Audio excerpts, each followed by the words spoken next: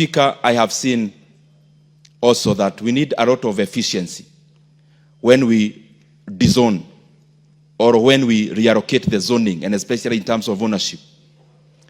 When we intend to do development projects in Kenya, Honorable Speaker, development projects are only done on public land because we are investing public resources.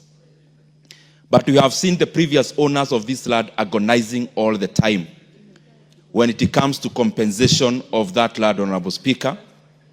And it is important for us to be very forthright in having regulations that also protect private property. And Honorable Speaker, what ought to happen is that when there is a public development, whether it's a dam or a road or any other kind of development, Honorable Speaker, the regulation should be that there should not be construction before the ownership changes. And ownership changes when there is a transaction, Honorable Speaker. And a transaction happens when there is change of money and resources. Because I have seen many countless families in Kenya who surrendered their private land, but they are yet to be compensated, yet the public facility or public development that was to happen already happened. And therefore they move from office to office looking for this compensation.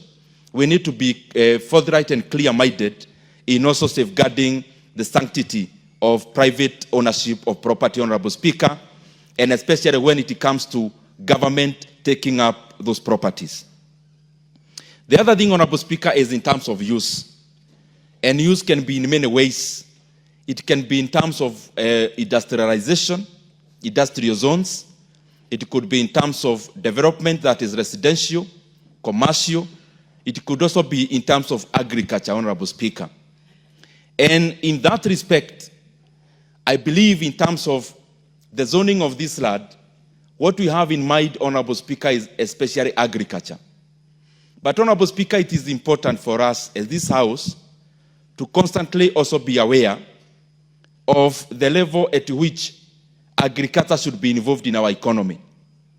Honorable Speaker, all the time when we are doing policy, we are very keen to exhort primary production and especially agriculture, simply because many times policymakers are also elected by the people and they are politicians, and therefore we try to appeal where the majority of the people are. But Honorable Speaker, it does not necessarily mean that agriculture and primary production is necessarily the best thing for an economy. Honorable Speaker, actually, when you are defining a developed country would be like the OECD countries, Honorable Speaker, like the US, the UK, most of the Europe countries, and currently, of course, having Asia in it, Honorable Speaker. When you give all the definitions in terms of GDP per capita, GDP, and all the rest, one other definition of a developed country is a country where agriculture constitutes less than 10% of the GDP, not more. And therefore, if we seek to be a developed country, we must not be very happy when you are submitting in this House how agriculture accounts for 18% of our GDP, because it means we have a lot of catching up to do.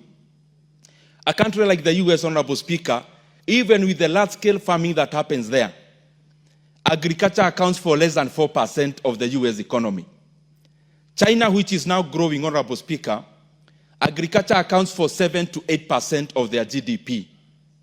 More interestingly, Honorable Speaker, a country like Germany, the involvement of agriculture to GDP is 0.97%.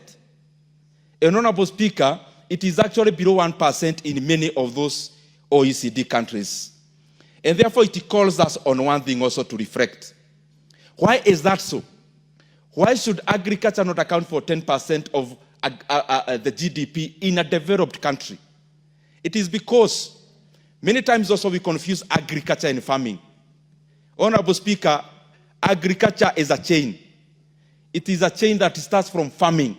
What we do mostly here is actually farming. And then we call it agriculture. Because the value chain across agriculture, farming alone accounts for around a quarter, 25% only. The other thing, Honorable Speaker, that we have to be aware of is productivity.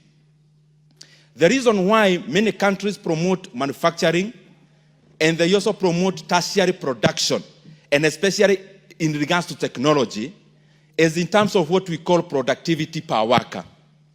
If you measure a GDP productivity per worker in Kenya, Honorable Speaker, and you compare the same to a person in China and a person in the US, then you see why countries grow faster when they ascend from primary production to the other two kinds of production, and especially when they shed off primary production, where agriculture is domiciled, not to have an oversized involvement in the GDP, Honorable Speaker. And I was talking about productivity. In Kenya, we say agriculture is the dominant thing that we do. But why is it that a sector that is employing over 70% of the rural population, how comes it only contributes less than 18% of our GDP? Then it shows that a very small fraction of the GDP carries a huge size of our population. Meaning, if you prorate that, it shows that productivity in agriculture is very low. Because again, agriculture in Kenya, Honorable Speaker, is also not mechanized. So what we are calling agriculture is also subsistence, Honorable Speaker. And therefore, we need to do much more. If we need agriculture to be something that is helping our economy, one thing we have to do, number one, is to mechanize. But number two is not to stop at agriculture. Is to look at the synergies. Is to look at agriculture value addition and manufacturing value addition, so that there is a blend, Honorable Speaker, and there is a communication in terms of this side of the economy communicates to the other. Honorable Speaker, let me give you some of the figures, and especially citing government figures itself. Yes. Would it be wrong if agriculture contributed 70% of our GDP, real agriculture? Would it not make us develop? It would be very wrong, Honorable Speaker. Why? Because productivity per worker is what makes GDP of a country spur and go up. So if you have so many people engaging in a low level of equilibrium, low level of equilibrium meaning they are trapped, that you can't go past this ceiling. You are engaging in raw agriculture. So whatever you do as a farmer, 1 acre of land can only give you too much. You cannot scale past that. Because one land is, that piece of land is that piece of land. The other thing, Honorable Speaker, even as I answer you, agriculture is based on something we call decreasing return to scale. The other two, that is manufacturing and tertiary production, are based on something we call increasing return to scale. What does this mean?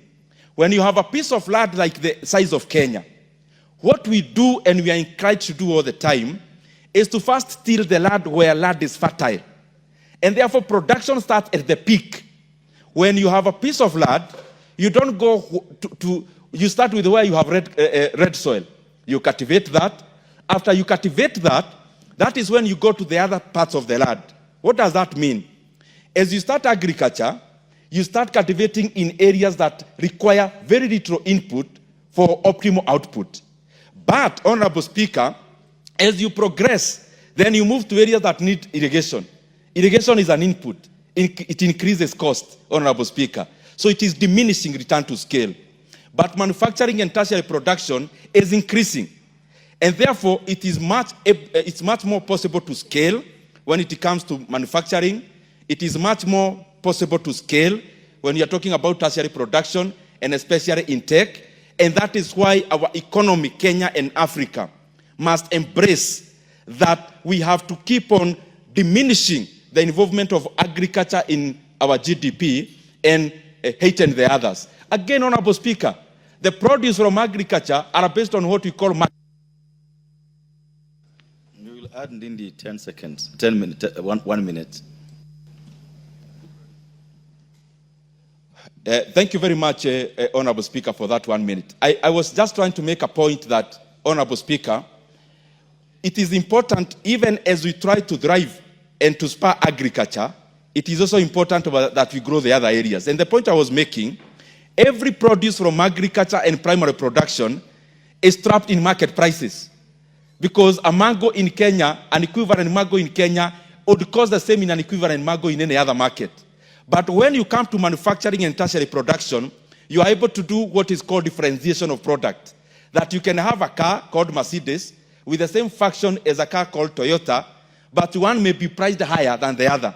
And therefore, Honorable Speaker, that is why it is important for the economy to also look at the other two, because there is no way an economy grows based on primary production alone. I submit, Honorable